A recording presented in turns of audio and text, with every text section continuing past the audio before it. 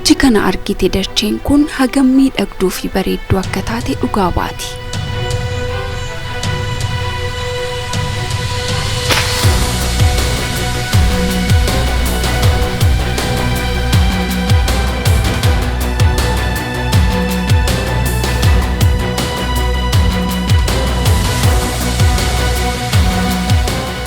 Gaarreen magariisa uffatanii hurriidhaan marfaman ilaalaa qilleensa qabbanaa naannoo kanaatti aara galfachaa boqochaa deemuun fiixee gaarichaatti ol baane. Sagaleen uumamaa wal simee bosona kana keessaa gurratti dhaga'amu akkasumas biqiloota bifaaf boca garaagaraa qaban irraa kaasee bineensota bosonaa fi simbirroota qilleensarra balali'an ilaaluun dhugumaan gammachuu addaa uumama uumaarraa nama dhandhamsiisa.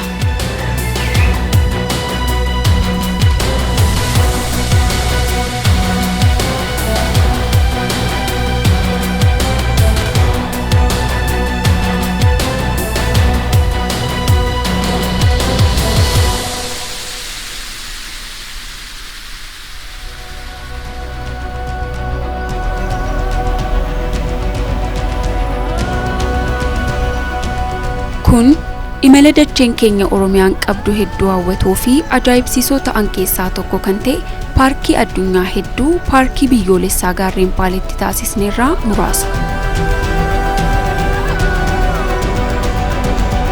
Isinis badhaasa uumamaa keenya kanaan lubbuu keessan boqochiisaa.